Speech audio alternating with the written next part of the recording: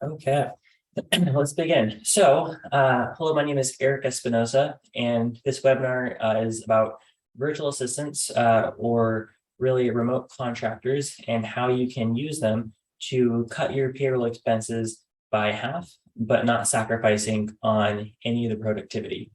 So just a little bit of background about myself and how I've had some type of experience in this industry. My partner and I sold Venture Validator. It was our first business earlier this year. And in the process, it was a market research firm helping startups find product market fit. And in the process of running our business, we've consulted over 100 different startups in the early stages. And one of the biggest problems that comes up again and again is having the finances to pay for payroll and being able to hire quality talent. It's a very tricky thing to do. We started out with having access to interns. I was a professor at Brigham Young University in their entrepreneurship program. And so I had the brightest students. I was able to add them into our organization. And I noticed a lot of benefits from it. You get people that have unlimited potential. Anything that you teach them, they can learn, and they're very inexpensive. But the biggest issue is that it's a revolving door.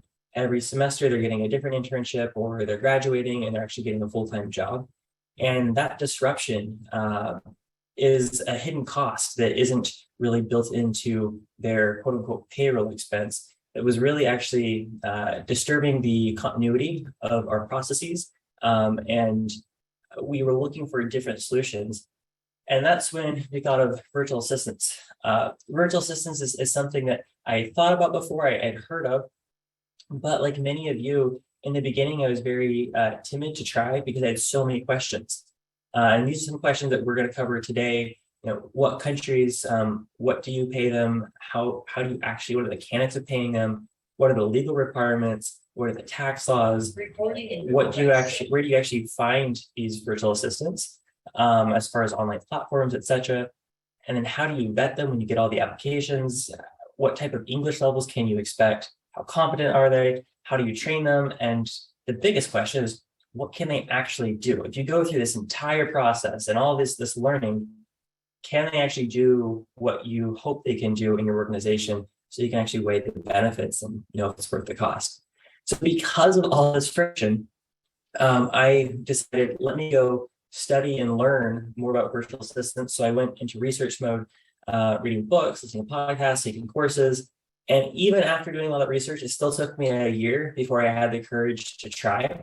And it's purely because of the cost. I was afraid of two costs. One, the cost of learning, which I still invested, but then there's the cost of making mistakes. And what if you hire one or two people and you get scammed, or if you don't have the resources to keep them and you're not getting the productivity.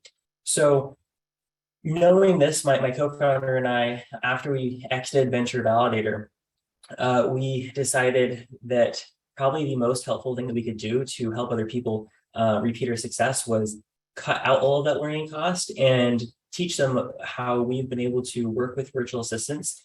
Our business, Venture Validator, was heavily staffed through the power of Filipino virtual assistants, and that really helped us with our exit multiple. And that helped us with the sale just for the fact that we weren't relying on a very expensive US talent to keep our engine running. So with that, we came up with this business model for Coconut VA. We called a win-win VA staffing model because we really have everyone's interests for the long run. And we do things very differently than other agencies. This is not a sales pitch at the beginning of a webinar, but I think it is really important that you understand we do different things with virtual assistants, and we reach newer potentials that no one else has really thought of before being possible. That really comes down to our business model and how we do things that allows that to be possible. So take that perspective and that bias into consideration as you're listening to the things that virtual assistants can do and think, wow, my gosh, I can go hire somebody for $4 an hour to go do that. No, you can't. There's a lot more things that you would have to provide them, healthcare and medical and dental and PTO and all these benefits. And you're not going to be able to beat up the competition at such a low wage like that. So there's things that I do want you to understand. It's not so easy, but if you do put the right pieces in the model, it's very possible and replicable. And so I will share with you some free resources on how you can do this on your own. And then, of course, at the end, we'll let you know a little bit more about our model. But really what informed my opinion on the potential of VAs is a trip that I took out to the Philippines, where I actually lived as a virtual assistant for 30 days on our lowest paid VA salary, worked graveyard shifts, and did everything that we ask and expect our virtual assistants to do. And that was extremely eye-opening for me because I had been an entrepreneur, so I understood what entrepreneurs needed and how we needed to de-risk things and make it easier and lower the cost of learning and the cost of making mistakes. But I hadn't been a virtual assistant. I hadn't been at the keyboard in their shoes. And this was really pivotal for us to understand what motivates people and how do you really get them to hit their potential. And it's just funny things that you wouldn't think of until you're in their shoes. And I'll give one quick example. I always thought that, hey, we have enough virtual assistants now, we could probably have our own office, and maybe people don't like working from home. Maybe it would be a perk or a benefit that, yeah, I can come to the office and do my work here and I don't have to worry about the stability of Wi-Fi, all those things. Well, I had found an office location and I pitched it to our virtual assistants, and all of them said, no, like, I don't want to go into an office because of all the traffic. And that's something where I'm like, well, it's only 17 minutes away from everybody. It's kind of a good triangular place. But then when I actually got to the Philippines, Manila is the most densely populated city in the world. And what I thought would take 17 minutes, you can actually see me in the back of a scooter, it takes like 45 minutes to an hour.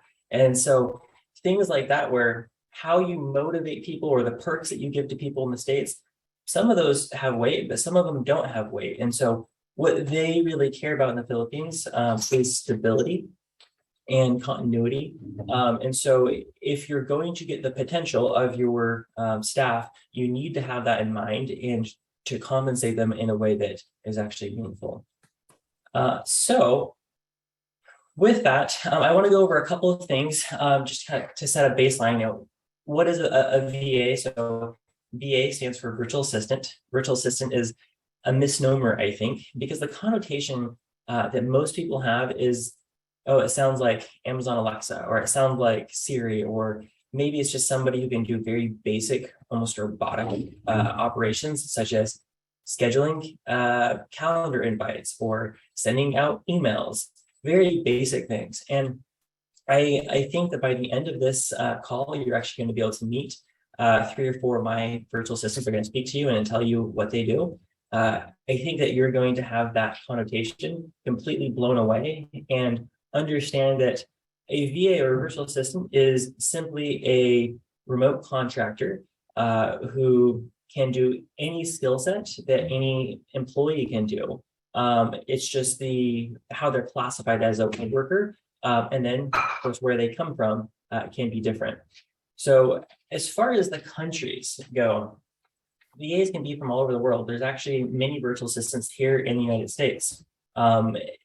It's just with every country, there are different advantages to the type of talent that you can get, and then also the price. So, if you're looking in the United States, virtual assistants are going to be typically 30 to 45 bucks an hour. If you're going to somewhere like Bangladesh, it can be much lower, but you have to look at what skill sets come from every pocket. In Brazil, for example, you might have good graphic designers. In India, you might have good tech support. And we've really settled on the Philippines. And the reason why is for the fact that the Philippines used to be a U.S. territory. Their national sport is basketball. I was in Manila, and almost everybody in the stores and just walking around the streets knew some English, and a lot of people know very good English. And it's not British English. It's not, they know the dialect of the US, and they know the slang. And this comes from also lots of Hulu, lots of Netflix. They eat up a lot of our content as far as media goes. And so the fit for the language and the understanding is unparalleled. You cannot get a better fit from another country as far as English. And that kind of is the base for everything, just communication. If you can't communicate well, then it's going to be difficult to maximize their potential. So the next thing to know, just again about countries in the Philippines, is there are different reputations. Some countries have worse reputations for scams and fraud than others. One thing I always ask people is, have you ever heard of a Filipino scammer? And the answer is no, I haven't either. And it kind of just goes to show that different cultures have different values. In the Philippines, they're very honest, they're very loyal, and very trustworthy. We have yet to actually hear or experience any type of fraudulent activity. They're just a very Christian, God-fearing nation, which it does very much play into the work ethic. It very much does play into just the trust and the experience that you'll get. There is no benefit from them from stealing your information. There's not really a market for them to do anything with that. What they really care about is stability, and giving up a world-class job that there's no way they could find some better opportunity. Why would they give that away for some it just doesn't make sense. So then yeah, I'd say next would be the roles. Now virtual assistants can do many roles. We're actually going to go over a couple of slides here. Each of these slides is going to show how entrepreneurs have partnered with virtual assistants and the types of roles that they're playing. Liza, if you're on the call here, she's my customer success manager, and she does quite a few things. Liza, would you mind telling us what you do? Yeah, so hi everyone, good morning. My name is Liza. I'm a hiring manager right now, but I started off as a lead generation specialist with Eric and Tyler. And I have learned a lot to be a hiring manager now and part of the client success team. So as a hiring manager, I help with this, the sourcing process of yeah, and also matching our clients with the best VAs that will fit their requirements and work culture. And as a part of the client success team, I'm one of the point of contacts of the clients, and I just make sure that we attend to our clients at a timely manner and help them specifically with any billing issues that they have. So that's me. Thank you so much, Liza. So one thing I really want to point out about Liza is that she runs a lot of things for us, but she didn't come pre-trained in these things. When she first started out with us, she had lead gen experience and she was a prospector. And now she literally runs the entire hiring process and does all the interviews and the customer billing and the customer emails and all that rapport. When you're looking at talent, you're not looking at their resume and saying, oh, this is what they have done, which means this is the only thing they can do. It's looking at what are their skill sets, what are their talents, what are their natural abilities, and growing that and putting them in a situation where they have stability, where they trust you, where they know that they have a long-term home with you. And that really is incredibly motivating for them to upskill. And so upskilling is a huge thing, in giving them access to more training, more courses, etc. And now this is a position that would probably cost us in the United States anywhere from 20 to 25 bucks an hour, and it's costing us half that. Plus, we're able to give Liza all of these benefits like healthcare, PTO, paid vacation, etc., that we would never be able to give her anywhere else. So next one we'll go over here is lead generation. Michael, are you on the call?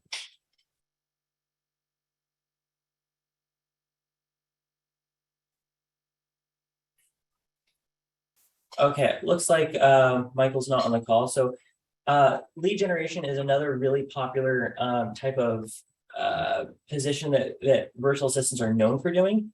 It can be as simple as they're going through their LinkedIn and your LinkedIn, and they're looking through Sales Navigator, and they're emailing prospects. They might be using Zoom Info or other types of data sources, and they're sending out personalized messages. It can be phone calls. It can be anything that you would have an SDR in the States to do. That's something that you can actually have someone from the Philippines do, and they've been trained in this. This is something that is a very frequent skill that is being used.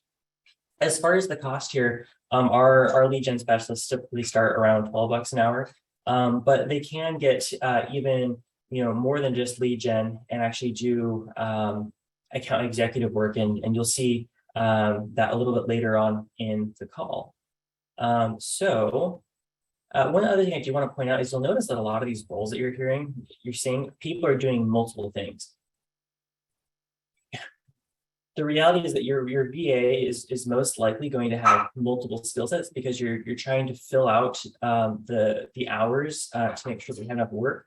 So they're going to be, for example, doing SEO and link building and cold email, or trade show research, list building, and general admin. So don't, again, be stuck in the mindset of, oh, Liza was a prospector, she can only do prospecting for the rest of her life. No, Liza is a very competent, very intelligent human being who has all this potential, all these skill sets. So let me give her a blended role of things to do, because this is what's going to help our company grow. Okay, so next up we have general admin. So probably the most popular task that we are getting is general admin. And this just is probably because it encompasses everything, the whole hodgepodge of everything that it takes to run in a business. One thing that I'll talk about specifically is Hannah. She works for Summit Venture Studios. She actually used to be one of my personal virtual assistants. She came to us just a year after high school. She's actually one of our youngest VAs. Most of our VAs have much more experience, where they've been in the industry for 5 to 10 years. And Hannah was one of our first, actually wasn't my first virtual assistant. And I'll tell you the story because I think it helps you understand the quick nature at which you can actually grow people. We had her take multiple courses. So whenever we had downtime in our business, we would have Hannah go learn a new skill. So we had her take Facebook ads courses, learn how to run Facebook ads. We've had her learn how to do website building. She built her first website in Wix, and we said, hey, here's a YouTube channel on how to learn Wix. Here's our Wix account. Here's a website of another competitor that we like the feel and look of this. Go ahead and use it as a template and go build us a website. We've had her do video editing. She's learned how to do Canva graphic design, how to do social media outreach to influencers and put together PR campaigns, even things like creating blogs. But what you're doing is you're always giving them some type of if it's a new skill, you're giving them some type of a resource and then some type of an example to look at. So for example, of blogs, I would say, hey, Hannah, I would like you to go find 5 blogs about this subject, go read them, and then go summarize them in your own blog. And she would go ahead and distill information and then restructure it and put it in her own words in her own blog. And then just the expectation is, I'm not going to publish exactly what Hannah gave to me. She's not necessarily a writer or a ghostwriter VA. She's a general admin. So now she's done these things. Now I'm going to read and be like, okay, I'm going to make these tweaks, I'm going to polish this up. And she got it, 80% of the way. And now it only takes me 20 minutes to polish this up. And now we have our blog for SEO. So really the types of activities that you can have your virtual assistant do is limited only by the types of activities that a human can learn, which is limitless. And this makes intuitive sense if you think about you as an entrepreneur can probably do every single job in your entire organization, albeit much slower than people who have certain propensities and skill sets for those things. And as on YouTube and Udemy and Coursera and all these things, we're now giving those same benefits and the same training, and we can actually afford to do that because the cost to train is now half of what it costs to train somebody in the States. And now the retention, you're having them stay in your organization for years, and you don't have to give them extremely large salary increases to have the same amount of impact as it is in the Philippines. now you're able to keep them for so much longer. So the ROI that you're getting is so much higher. So everything really does fit together on if you treat your people well, they're going to stay with you. And it's just a really good win-win situation. All right. Next we have graphic design and social media. Kath, do you happen to be on? I'm not sure if my social media manager, Kath, is on. Okay, so with graphic design and social media, many skills can be combined, and a lot of people do ask for general admin VAs with a graphic design eye. So maybe they're not, we have some people that know, Adobe Photoshop or Illustrator and much more graphic design heavy centric where they should have a career in this. But a lot of people are actually, social media managers or general admin VAs that are also creating flyers and social media posts on Canva. And it's just something where we're checking for that graphic design eye. Some people can see it, other people can't. If that's important to your role, it's something that can be done. But I've had actually Kath, she's my social media manager, and she actually runs our TikTok. So she creates the videos, she finds the trends, and she actually makes our engagement go up. And I don't have to worry about that as a business owner. The one thing I will say though about content creation, expect that you can outsource the content creation for your company page, but don't expect that you can outsource it for your personal page. And what I mean by that is it's easy for you to give your virtual assistant a template of, hey, this is the values that our company has. Go ahead and create content and post content. And it's coming from, I don't want to say more sterile voice, but from the voice of a company, which is not as intimate as your personal brand, where every word that you say reflects who you are. And people read more into that. So I post content on LinkedIn every single day. For my company page, I have Kath create our content, and I don't approve it or anything. She just does that on autopilot. But for my personal brand, though it is possible to get ghostwriters for your personal brand, is very difficult to do. I have yet to actually see it be successful with a virtual assistant. And I think that you need to be more protective of that. And that's something that you're more responsible over.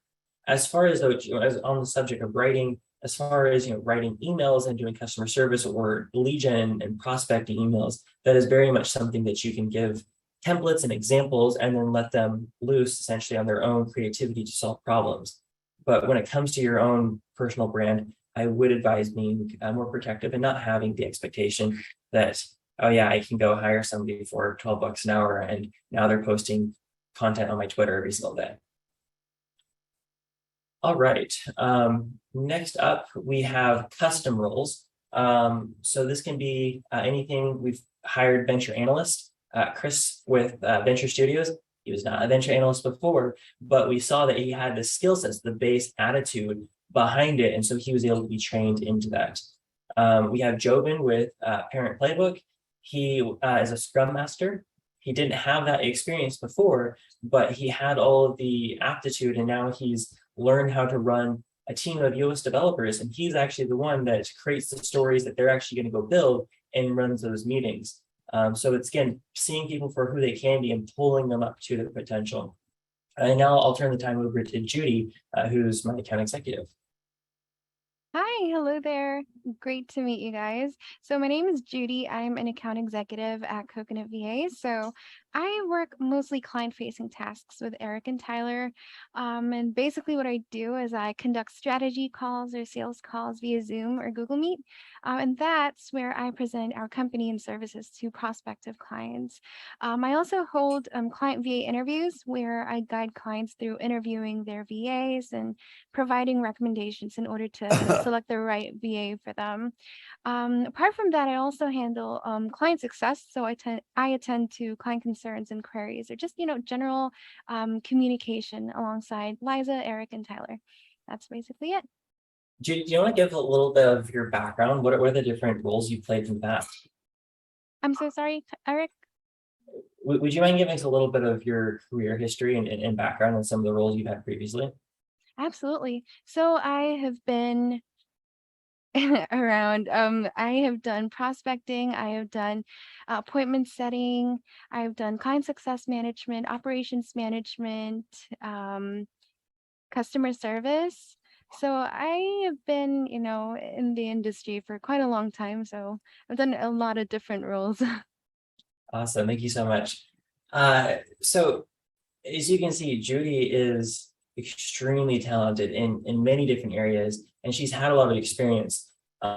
Judy is certainly special, but that's when you're for us, to hire Judy in the States, she would be somebody who would be between 30 and 40 bucks an hour. But in the Philippines, it's around 16 bucks an hour. And she's able to get all of the benefits that you would expect from a corporation that's paying benefits on top of that.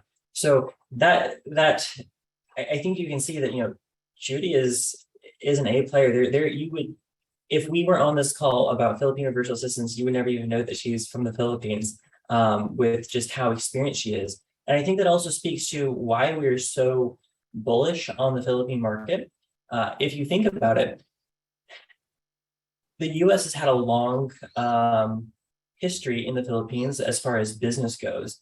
And Capital One, Citibank, Wells Fargo, all of these huge financial institutions have their entire operations based out of Manila. And within that, they are taking workers in the Philippines, taking through these prospecting rules, through these customer service rules, and they're growing them into their leadership, and they're raising them up, and they're having all of the same US values and all of the same, I would say, US work experience, so that they have that same weight and productivity in your own organization. But as far as timing, it's also important to understand this. With COVID, you have people who have been in what's called the BPO industry, or business process outsourcing industry. There have been people who have been in those industries for 5 to 10 years. They're in these high up positions, and they would never leave their position. But then COVID happened, and now all these people are forced to work from home for Citibank, for MasterCard, for all these types of companies. And they got used to it, not having to go drive out in Manila traffic and not having to go travel and do all the stresses of that. And when COVID started to wane a bit and all these big companies are saying, all right, come back into the office, people are realizing, wow, I actually really like working from home. I'm going to look for a virtual assistant job. And so now you have access to talent that these US firms, these big corporations, these Fortune 100 companies have grown and have really increased their value. And now these people are saying, hey, I don't want to go back to the office. And so now that talent's actually available. And then you come in with a virtual assistant position that has a different culture, has the same benefits that they were getting before, but even better pay. And now it's a no-brainer, and you're able to find the Judys of the world and put them in your organization. And it literally is life-changing what it can do. I mean, when we were first starting out, there is no way that we had the ability to hire an account executive at $5,000 to $10,000 after commission per month at a minimum, when we really can afford to hire Judy and create a win-win for her, where she's now in a better position with a better pay than she had before. Okay, so unfortunately, you won't get to meet my executive assistant, Donna. She just had her baby earlier this week, so she's out. Maternity leave is another thing that we offer all of our virtual assistants. And so executive assistance is a very popular role that is sought after, because you're trying to, I mean, we work with founders, we work with CEOs, and trying to grow your bandwidth as a decision maker is very key in allowing you to steer the ship and do better things. So a lot of our executive assistants are doing things like email management, calendar management, coordinating documents, but it can be much more, where you can essentially have them be a sidekick, where they're doing things such as operations management, running team meetings, etc. Donna, my executive assistant, how she works every day is she will come into the office or remote office an hour early each day, and she will go through my email inbox and she categorizes things into different buckets. And then when I come in an hour later, we have what's called a daily sweep. And so it's a 15-minute meeting where she's gone through all of my messaging platforms. My project management system has looked at any questions the team has had for me and distills it into excuse me, distills it into the top things that I need to respond to. And maybe I'll get 20 emails, but there's actually only 2 that are in the urgent important folder. So if I don't have time, those are the only 2 that I need to respond to. And I can just dictate to her what I want her to say, and she can create a draft and go ahead and send that out. So that freedom that it gives me is not just big as far as the time that she saves me. More than anything, I think it's even the mental bandwidth, because I don't have to be in my inboxes and worry that I'm going to miss an important urgent email, because I know that she's going to Slack me if there's something that is important and urgent during the day. And that allows me just to be free to work on a project and get fully engrossed in it and be the visionary without constant checking of pinging, which distracts you from that. And, as founders, that's our superpowers, being here. So if we're over here, well, it's not just, the time that we lost, it's now the concentration that we lost. So I think everyone should have an executive assistant. So once you can afford it, I will say about executive assistants though, do not hire an executive assistant. So executive assistants typically cost between 14 to 16 bucks an hour. Don't hire an executive assistant until you're ready to hire them full time. So somebody that you can hire 40 hours a week. And there are most other positions you can very much start out having them be part-time, 20 hours a week. But executive assistants, you want them full-time, because email management is one of the biggest things that you're asking them to take over. And if they come in an hour early, they come in at 8 o'clock, their shift, if they do 4 hours, ends at noon. Well, what happens if an email comes in at 12:05? Well, that's not going to be looked at until 20 hours later. That can't happen. And so now you as an executive are going to check your email in the afternoons. And if you're in your email in the afternoons, it kind of defeats the whole purpose of hiring an executive assistant in the first place. So do be sure that when you're ready to pull the trigger, that you can fully commit to that. Okay, so this is my structure right here for our business. We have things from executive assistant, ops manager. Actually, I will be making Donna my CEO. She's actually my CEO in training, and probably within the next year and a half or so, I will step out and be more of the owner and kind of ambassador and advisor to the company. But I see enough in her that I can grow her into the CEO position. And we will then have someone be in the COO position. And Tyler and myself, who are founders, we see enough potential and enough experience here that we can fully step out of this business and trust that it can be managed 100% by virtual assistant talent. And I think that's the most beautiful thing ever. But looking at this organization as a whole, this org structure would cost $465,000 to staff in the States. Because we're doing it in the Philippines, we're able to staff it for $220,000. So more than 50% of a decrease. So, sometimes people are like, it would cost me 32 bucks an hour, but there's other costs on top of that. It's like, if you hire someone in the States, you now have to pay for payroll taxes, and you might have to pay for benefits. You have the great resignation that you're dealing with. You have inflation that you're dealing with. So all of these pressures that 30 bucks an hour is actually costing you more like 36 bucks an hour. And then to be able to keep those people, each year you're going to have to give them bonuses, and they have now other opportunities that you just train them up so they go be somebody else's employee. So you're having those things. And whereas if you go to the Philippines, this is now costing us half. And if you multiply it not just by I'm saving a couple $1,000 a month, but you multiply that over an entire team of 10 people. Now all of a sudden it's like, wow, that's $250,000 that we're saving in a year. That's the difference between being profitable and being a business and not being a business. And I think that's a really important thing to discuss here, is that there are such big negative connotations with outsourcing, and there is exploitative labor, and that is something that should be shunned 100%. But then there is win-win labor situations, such as you're seeing here. And for the Philippine community, they're getting 4 to 12 times their minimum wage when they're working these jobs. And then they're getting all the benefits on top of that. The blessings that it gives their family is absolutely phenomenal. Now you look back at the entrepreneurs, because they now have the ability to outsource and actually grow their team, they're now able to have time with their family.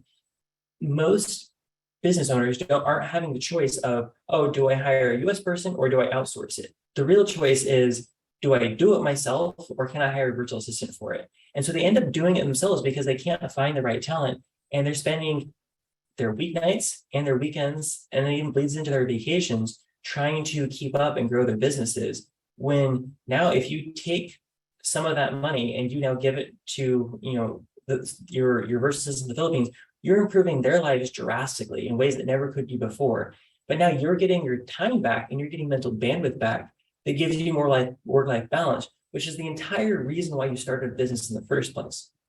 So yeah, you can be nationalistic and say USA all the way and be like, I'm not going to outsource this job. I'm just going to do it myself.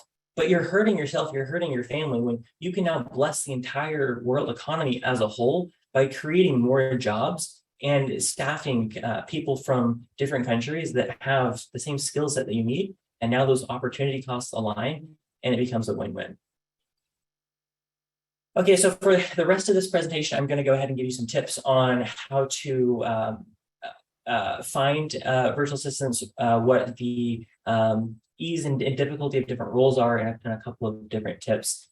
Continue to pour your questions in the chat throughout. I will make sure that we'll go over each one as we get into the Q&A section.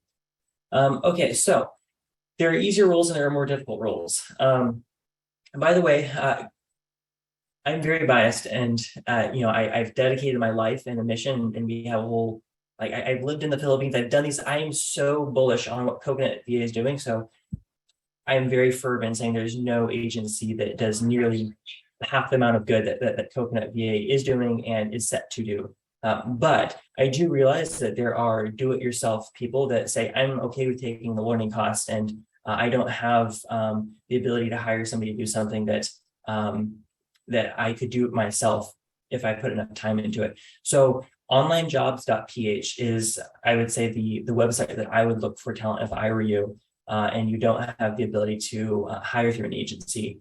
Onlinejobs.ph is what that would be. Now, if you were to go on onlinejobs.ph, right, and if you're looking for roles, the easy ones to find people for are defined roles, where it's very cookie cutter. Hey, I want an SDR. It's a very easy process to do. I'm looking for someone to be maybe a customer service agent, etc., where you're able to give them essentially a training package and go do the job. More difficult roles are going to be the open roles, where it's like you're doing 3 to 5 different roles actually, or you're actually doing operations management, where you're working with other team members and you need more autonomy. Or roles where you need to do sales and trying to make sure that you find the right person for that job. And so the easier roles, expect it to be about 200 applications that you have to source through to find that one right person. For the more difficult roles, expect that you're going to have to go through about 1,000 applications. So I think it's really key to bring this up, that I have shown you creme de la creme, top of the top of the market of talent on this call today. And that's who we have access to. You can have access to that, but know that it's going to take 200 to 1,000 applications to sift through. So you can't just go put a post out there and get 30 hits and be like, I didn't find anybody that Eric's talking about. It's like, yes, they're there, but you have to go find the 0.5%, not even just the 1%, but the 1/10% of people. And if you find those people, it makes your life so amazing. Okay, so next is knowing when the founder is ready or when the founder isn't. So we have our background as entrepreneurs in startups and with founders that are pre-product market fit. Our last company helped founders find product market fit. And so we have a lot of experience in knowing when founders are ready and when they're not. And if you are pre-product market fit, you are not ready yet. You have to be post-product market fit. You don't necessarily have to be generating income, but you do have to be post-product market fit. And the reason is, if you're pre-product market fit, your business model is not solidified and is highly subject to change. So as visionaries and founders, this is the operations that our business is going to do today. And then you come to us and say, hey, this is the position that we need them to do this function. So we find you somebody that fits in that position. And what's going to happen is, in about a month, you realize that the market's changed, or you realize that your product's changed, and now your business model switches, and you actually need somebody that is really born for this type of a role. Now you wasted the money hiring this person and training this person, and now this person doesn't have stability, which is one of the things that really helps them hit their potential. And so it's just not a good fit until you have product market fit. But that's not just true for VAs, it's really true for anyone. It really should be founders in the organization only until you have product market fit, because then you know who you should actually be hiring, because you know what your business model is going to be. So the next thing is just the number of tasks, hours that you're going to be having. So we only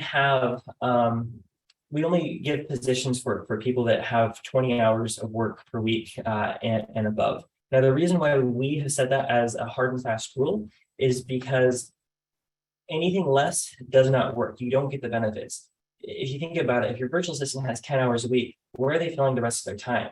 Well, they're probably having 2 to 3 other jobs that they're doing. If they're working for 2 to 3 other founders or businesses, they're not really particularly loyal to any person, and you're only getting 2.5 hours of their day. Let's say they schedule for the morning, but you need them in the afternoon. Now you're not actually getting the benefit, and it's such a mismatch, and it doesn't actually allow you to get an ROI on what you're paying them and training them to do. And then the other problem is, what if one of the other employers wants to go ahead and hire somebody full time? Well, now they just snaked away your candidate. Everyone this person you put all this training into is now just gone. So it's always safest to hire them for at least 20 hours a week. At the rates that we're paying them, they can survive off of just a part-time role. They can thrive off of a full-time role. So yeah, the general rule is, if you have 10 to 15 hours of tasks, you actually probably have 20 to 25 hours of tasks. More things come up, but you do have to have a list of at least 10 to 15 hours today. If you have anything less than that, you're probably not quite ready yet. Just keep a list on your notes somewhere, and every time you're doing something like, oh my gosh, a virtual assistant could do this, go ahead and write that down. And when that list grows big enough, that's when you say, okay, let me go ahead and get a virtual assistant. Okay, the next thing is about budgeting. Make sure that you have a budget of at least $800 per month.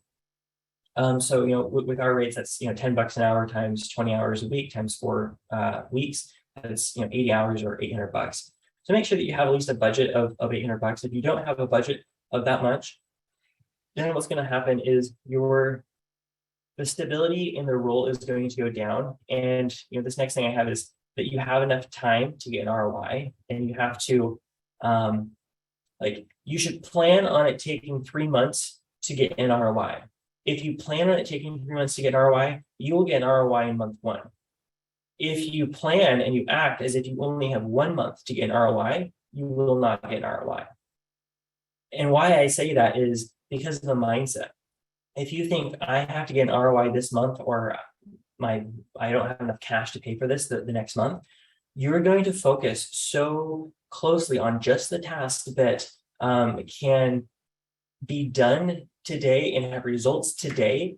And the number of tasks, you have 20 hours of tasks, right? The number of tasks that can get an ROI in just the first month, and that can just be worth it today, is probably like 3 to 4 hours of that. And so now you're going to be afraid to delegate all of these other things. Whereas if you plan and hey, I'm going to have this person with me for the next couple of months or years, if you have that mindset, you're going to say, wow, there's not just 20 hours of tasks, you actually have 30 hours of tasks. And you start giving them things and delegating things that after the first month, you now outsource so much of your life and so much of your business that it makes so much financial sense. That mindset shift is so key though. And so I would suggest going forward with it unless you do have the right budgets to see a return on your investment. Okay, so a couple of management tips here. You should never be busy when your VAs aren't. So if you're ever doing tasks and you don't have anything for your virtual assistants, you should be outsourcing some of the tasks that you're doing. Literally everything that you can do can be outsourced. I am literally outsourcing my entire job as CEO to my virtual assistant. So there is nothing, there's no excuse, there's nothing that you cannot do that you can do that is so special that no one else can do. There are different times at which you can give those things out, but it's just a mindset shift that you have to go through. Next one is always have a task backlog and upskill list. So there are going to be times when you don't have the availability to delegate. Maybe you're in business meetings all day and your VA's gotten done with their tasks. Don't think like, oh my gosh, I'm wasting money because I've paying them for 2 more hours today and they aren't giving me productivity of that. Invest in their learning. So have a list of, hey, I want you to learn how to use Adobe Photoshop. I want you to learn how to create a website in Webflow. I want you to learn how to do blogging. And so you can either find them courses you want them to take or ask them, hey, what skills are you interested in learning? And that really excites them because they're essentially getting paid to learn. But you do that enough, and now you can take someone like we took Hannah, from someone who was a post high school graduate. Now she's one of our most skilled virtual assistants in the entire organization because she's been through about 20 courses and has such a broad range of experience that I can just delegate anything to her and not have to give her instructions. So it's really key that you invest in their education. Open communication decreases ghosting. That's really key.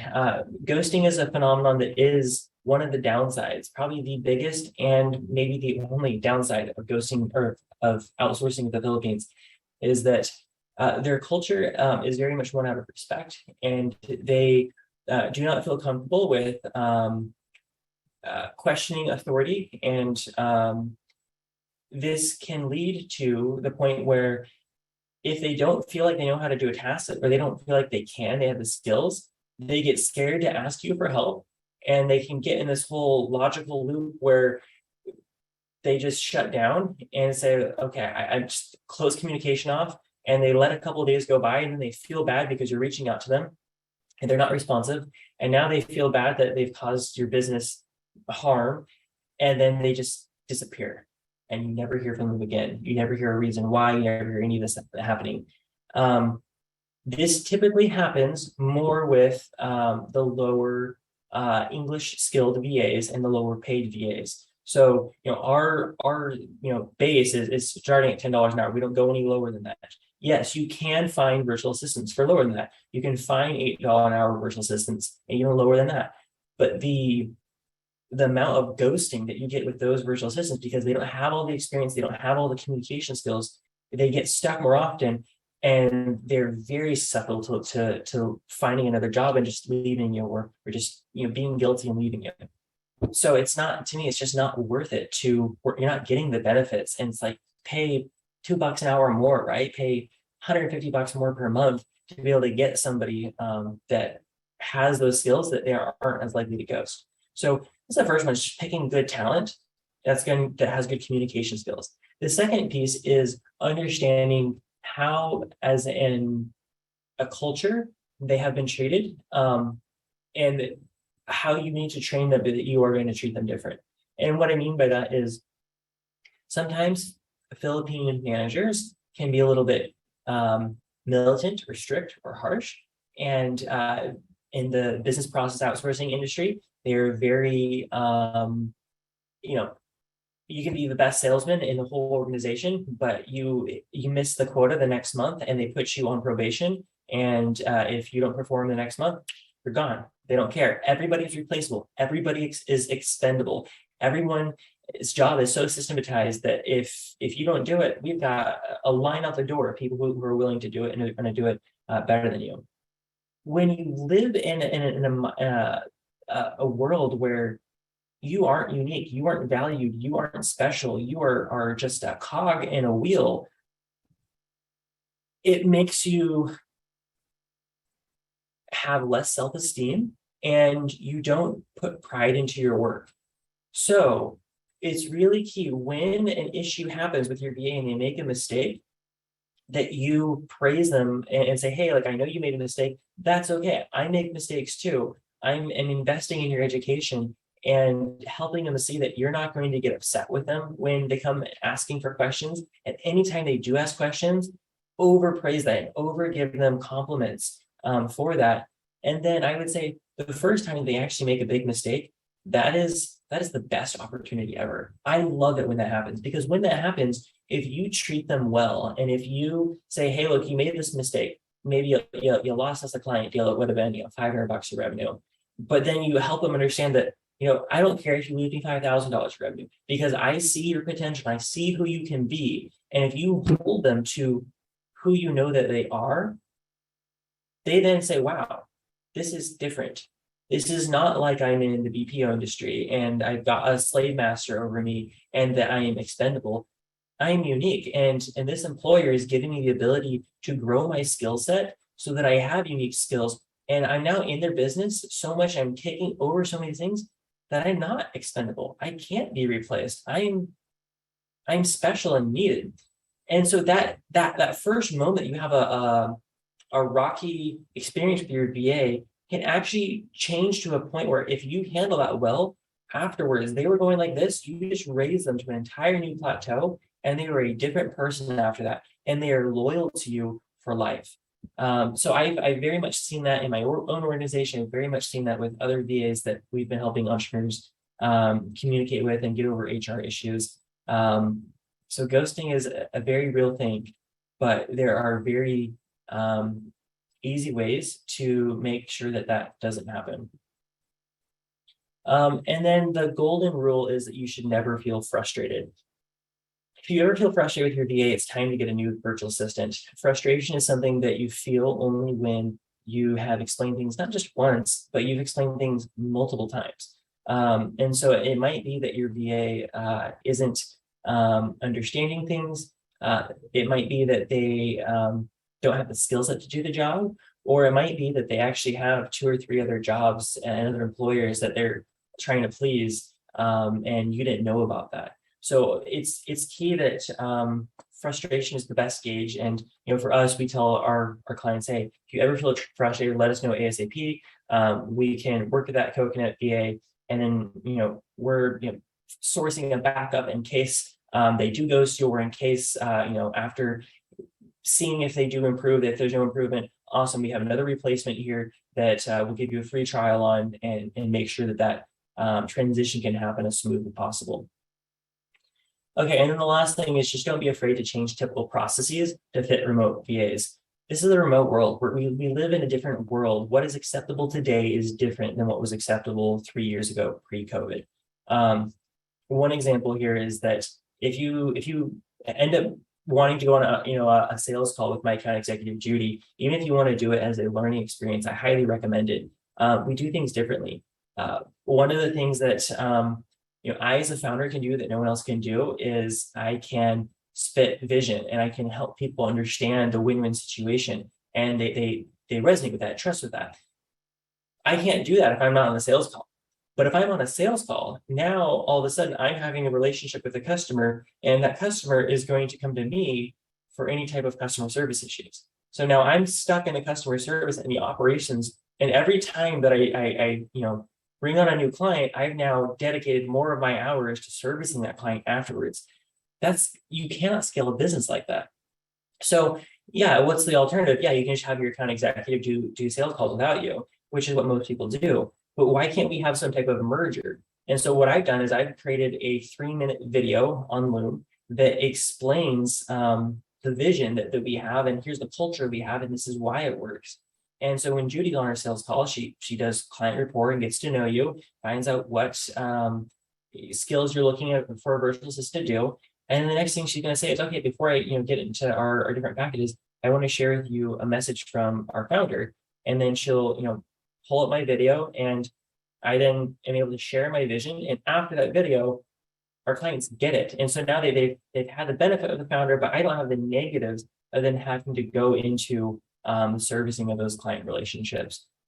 So as with anything, think outside the box. If you have amazing talent, how can I harness this? And don't be afraid to be unconventional with, oh, well, everybody's always done it this way, so I'm going to do it that way too. Okay, so that's it for the presentation part. I will give you a quick pitch on Coconut VA.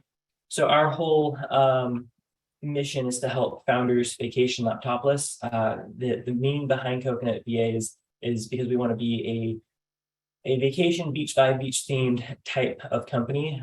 We've just seen so many other agencies that are all robotic and business process outsourced and just very stiff and without a personality. And we thought, it doesn't resonate with us as founders. What actually resonates with us? And for us, success is being able to go on vacation and not take your laptop. If you can do that, then that means that you have outsourced operations and you can now either grow your business, you can scale your business, you can sell your business, or you can just step away from your business for a couple of weeks and go on vacation. And we very much lived by those principles. We've, in our first year, I've gone on over 6 months of vacations all across the world. And we use vacations as a bottleneck systems test. So essentially, let me go ahead and create these systems. Let me now hand it off to a virtual assistant. Now, if I'm here, the virtual assistant is going to keep asking me questions. This is true for any employees. They're going to ask me questions and they're not going to use their full mental capacity to resolve issues as they come up. So I'm going to leave and I'm going to go for 2 weeks or a month or whatever needs to happen. And then when I come back, we'll find out what broke and we'll tweak it. But now I've handed that off my plate forever and I go work on the next thing. You just do this systematically from the top of your funnel down to the bottom of your funnel. So that's kind of a little bit about Coconut VA. As far as our particular offer, we don't have a hiring fee. That's probably the biggest thing that our customers like. A lot of agencies want to charge a $500 hiring fee. They want to protect themselves from losing. From our perspective, we want to lower the risk for you and the learning costs as much as possible. So we don't do any hiring fee and we don't do long-term contracts. Some companies will say, hey, we want you to have a 3-month contract with us. You don't even know if it's going to work out. You have no idea who your virtual assistant is going to be and what you can give them. And there's just so much unknown. So we say, hey, let's bring it down to just 1 week, 20-hour trial that you get to work with your virtual assistant. We charge a flat $250 for that. And that allows you to then get your feet wet and then decide, do I want to go into a monthly contract? So after that, our contracts are monthly, but they're cancel anytime, cancel mid-month, we'll refund you for any hours that are unused. And then what we're really focused on, we don't manage your virtual assistants. So we're not going to give your VAs their tasks and we're not going to run your systems for you. We do unmanaged VAs, but we manage all of the HR. So we do the payroll, we do the legal, we provide the benefits. Like I said, health, dental, optical, PTO, a 13-month retention bonus that they're getting in December. And then we have profit sharing. So all of these things allow us to find the best talent for you. And then you're able to go through this hiring process where we find you the top 20 candidates. We do the interviews for you and we bring it down to the top 3 candidates. We send them to you in an email. Hey, here's the different candidates. 60-second intro video where you can hear them speak. You can hear them speak English. You can hear them talk about their experience. And you say, okay, these are the 2 that I want to have the final interview with. And that's the only work you have to do is hopping on that interview. And then we are listening to that interview and we're co-moderating it, hopping into a Zoom room that's private between us. And we're asking, what are your thoughts? Is this going to be a good fit? But then more than anything, we're sharing our experience and we're really good at our job. So if Judy or Liza notices things that are going to be off, they're going to say, hey, we're not going to let you go forward with this candidate. Give us a couple more days. We'll give you some better candidates, but we want this to be a win for you. So for us as an organization, we lose in the beginning. It's a very expensive hiring process that we don't charge anything for. But it's the monthly recurring contract is where we win over the long term, over the long run. And because of that, that's actually aligned our incentives with your incentives and with the virtual assistants incentives. So anytime there's issues, we fix those for free. We give credits, we give free trials. We've had VAs that have had issues with typhoons destroying their homes. We've flown them out to different islands, put them in hotels and put them in co-working spaces at no cost to the entrepreneur, at no deduction to the virtual assistant. Because for us, it's like, yeah, so what if I lose for 2 months? If this is going to be a relationship that is going to work out for 2 years, everyone wins. And so it's with that mentality that we're really able to do a lot of things that other people aren't, which is just exciting and very much fulfilling. As far as the pricing goes, you can see on our website that we have kind of 4 different tiers from starter to pro. And it's really the type of skills that you're getting, not necessarily the specific. We can hire anybody for any position. And we've got, a starter, they've got good English written, but they might have a bit of an accent at grower. They have more experience. They have a good English accent also. They can learn new skills a lot better, that they can operate. At scaler, that's where you're getting people who can now be more autonomous, more proactive. They can create processes, lead teams. They can be more client facing, attend client calls, etc. And at the pro, that's where you're having perfect US accent, indistinguishable between US talent. They can full on lead client calls. They can close sales. Have those specialty skills, account executives and whatnot. So that is kind of our systems and solutions. I appreciate everyone hopping on the call. I'll now turn it over to our question and answers. Oh, I guess too. We do have our IPO discount. So if you become a client, you will get $100 off your first full month of service. So just if you schedule a call through our website, maybe if anyone on my team's on this call, they can put the booking link in here. If not, I will in a second. But yeah, we'll give you $100 off that first month. So as far as questions and answers here, let me go ahead real quick and drop in a link to our booking. But one question that I noticed right off the bat that I saw here was on developers. So looking for a VA who has strong skills in Webflow. Yep, that's very much something that's possible. I trained one of my VAs to do Webflow. And so we've searched for VAs that have Webflow experience before. That's absolutely something that you can find.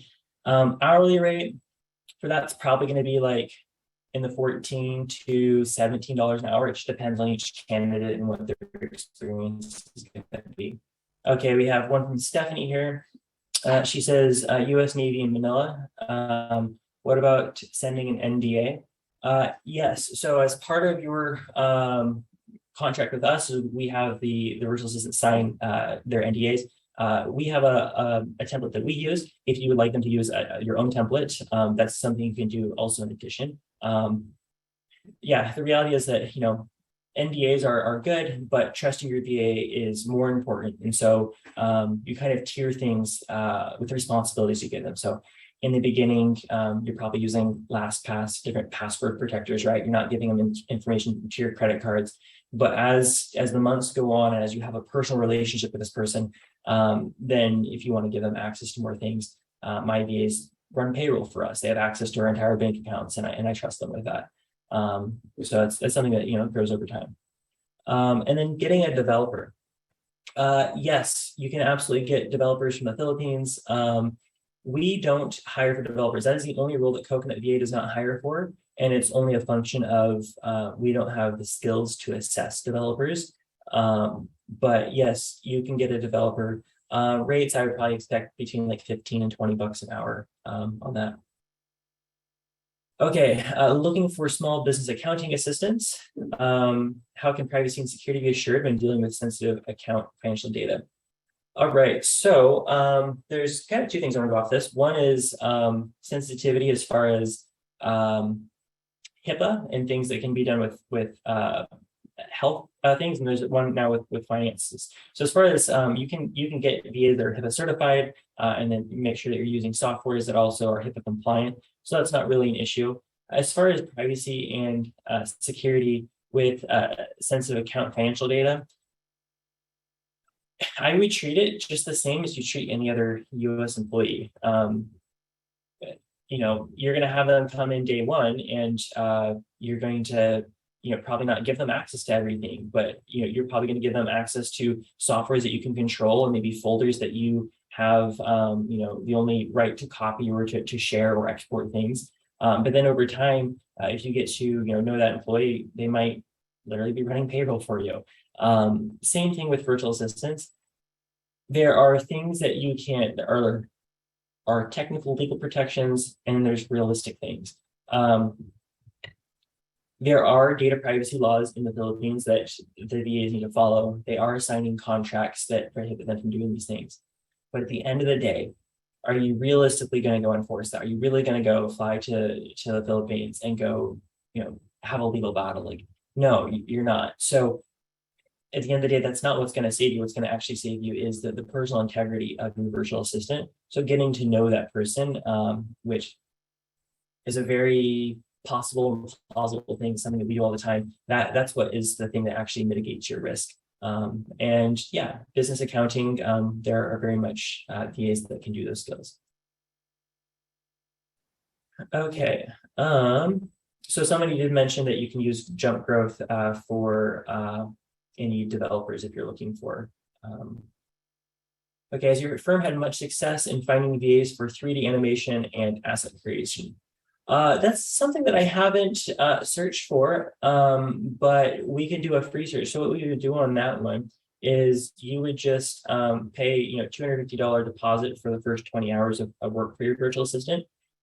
We would exhaust all of our leads. One of the benefits of when we're trying to find hard to find skills is when I was in Manila, I got viral somewhat on TikTok, and we now have 20,000 virtual assistants that follow us on TikTok. We have thousands of applicants. So we have our own unique pool in addition to the other pools that are out there that we search through. We have a Facebook group that has, I think, over 25,000 people in it. So we can go ahead and put our lines out there and see if we can find someone that has this 3D animation experience. And if they don't, if we can't find someone that is suitable for you, then we simply refund your money. We couldn't do the job. And so there's no harm or foul to you. But it gives us the opportunity to go ahead and try without giving you any risk. Does $10 per hour cover benefits? Yes, it does. So that's your everything cost. There's no fee over that.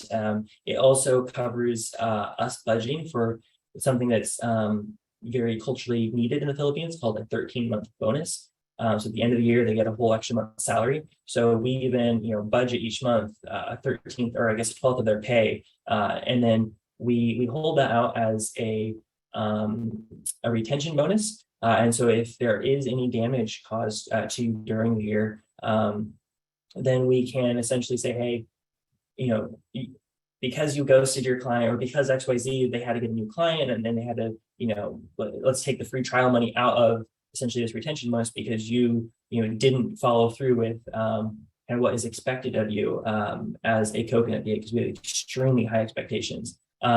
Setting expectations like that means that we rarely ever have to even do that. But it's nice for founders because you don't have to worry about all the transfer fees and all of the headaches that I hate doing. I know you hate doing. But yeah, so $10 an hour is the final cost. Since Philippines is 12-hour time change, can workers work during the night? Oh, that's good. I don't know why I didn't cover that. Yeah, 95% of our workers work during nighttime. It sounds crazy, but I've done it myself. It's certainly different. There certainly are pros and cons, but it's extremely doable and somewhat preferred. The Philippines, because they've been working in the BPO industry, so business process outsourcing industry, they've been used to working graveyard shifts for typically 3 to 5 years. And it's something that's like, okay, I can go work during the daytime and make, $3 an hour, or I can go work during the nighttime and get paid 3 to 4 times that amount. Like, of course, I'm going to go work during the nighttime. That just makes so much more sense. But then there's other things that, when you're working at night, no one else is on the internet. So you have the best bandwidth, and it's coolest at night, and it's quiet. And so a lot of our VAs are actually stay-at-home moms. So they want to be, at home or with their kids during the day, and working at night when their kids are sleeping actually allows them to provide an income for their family. So they actually, if you would ask them, would you pick daytime or nighttime? The majority of our people would actually want nighttime. I know I felt super bad at the beginning. I told my VA, hey, and I don't want you working, night shift. I want you working daytime. But first day she showed up night shift, and it was like, oh, okay, I guess there are things I don't realize. And now that I've gone to the Philippines, I've done those things myself. It is taxing on Mondays, but like during the week, you get used to it. Tuesday through Friday, you get used to it. What hurts, I guess, what the difficult part is typically over the weekend you swap your sleep cycle because you want to spend time with family, and so you do have a long shift on Monday, but it's something that's very doable, and the benefits of that lifestyle far outweigh the costs. So yeah, and then I would say too that providing a community, that's another thing that we do at Coconut VA is we've got an online Slack group that is very active at night. So these VAs feel like they're part of something bigger. We have monthly town hall meetings. We have every 3 months, we have meetups. So you're giving them a lot of the cultural. So it's not like, what really helped me when I was in Manila is like, I'm not just here in my, apartment working in the middle of the night by myself. I can look out this window and see it. There are hundreds, there's thousands of other people that are doing this with me at the same time. And that it cuts the loneliness out, and it gives you a lot more community, which is really needed. Okay, so I think that's all the questions we had. Let me know if you have any other questions here. Let me also see if I can drop the link if anybody would like to book a call with Judy. And everything's no pressure. If you want to just meet with them just to find out how we do our sales processes, by all means, I'm very much okay with that. I will go ahead and paste this here to everyone. And yeah, I'm sorry, my name is Eric Espinosa too. My co-founder, he has the Zoom account, so that's why it shows up as Tyler Lieber. If you also want to find me on LinkedIn, Eric Espinosa, Eric Espinosa. You can follow me. I post things about founder work-life balance quite a bit. We have a group and a newsletter on how to vacation without your laptop and kind of get through all the systems and stuff that we've done too. So yeah, with that, we'll go ahead and end this webinar unless there's anyone else who has any last minute questions they want to pop into the chat.